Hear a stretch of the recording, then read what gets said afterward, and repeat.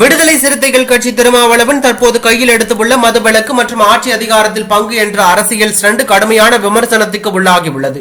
விசிகாவை வைத்த 2 கோரிக்கைகளையும் திமுக நினைத்தால் நாளையே செய்ய முடியும் அல்லது குறிப்பிட்ட கால அவகாசம் கேட்டு நிறைவேற்றி இருக்க முடியும். அதை நேரடியாக அறிவாலயம் சென்றே கோரிக்கை வைத்து இருக்கலாம். அதை விடுத்து மாநாடு போஸ்ட் என்று ஒரு விளம்பர அரசியல் செய்ததுடன் திமுக கூட்டணியிலிருந்து அவர் வெளியேற வாய்ப்புள்ளதாகவும் அதிமுக அல்லது விஜயின் கட்சியுடன் கூட்டணி வைக்கப் போவதாக ஊடகங்களை பேச வைத்து வேடிக்கை பார்த்து இருக்கிறார் என்பது இன்று உறுதியாகியுள்ளது.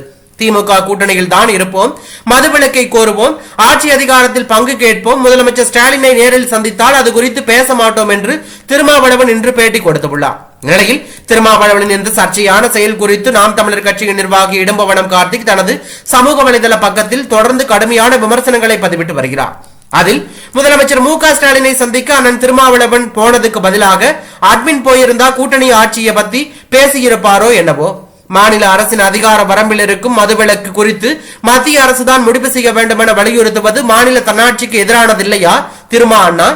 மதுவிலக்கை செயல்படுத்த மாநில அரசுகளின் கைகளிலேயே அதிகாரம் இருக்கும் போது மத்திய அரசுதான் முடிவெடுக்க வேண்டும் என கோருவது ஒற்றை ஆட்சிக்கும் அதிகார குவிப்புக்கும் ஆதாரமானதுதானே? விடுதலை சிறுத்தைகளின் மது ஒழிப்பு மாநாட்டில் திமுகவினர் RS பாரதியும் TKS இளங்கோவனையும் பங்கேற்க செய்வது போல விசிக முன்பு நடத்திய சனாதன ஒழிப்பு மாநாட்டில் H ராஜாவையும் அண்ணாமலையும் பங்கேற்க செய்திருக்கலாம். வாய்ப்பை தவற விட்டுட்டீங்க திருமா அண்ணன். மதவாதத்துக்கு எதிராக ஒரு மாநாடு போட்டு அதில் பங்கேற்க பிரதமர் மோடிக்கு அழைப்பு விடுத்து மதவெறிக்கு எதிராக சர்வதேச அளவில் ஒரு மசோதாவை கொண்டு வர ஐநாவுக்கு அழுத்தம் கொடுத்தால் இன்னும் பொருத்தமாக இருக்கும் திருமா அண்ணன் என்று அவர் பதிவு செய்துள்ளது பரபரப்பை ஏற்படுத்தியுள்ளது.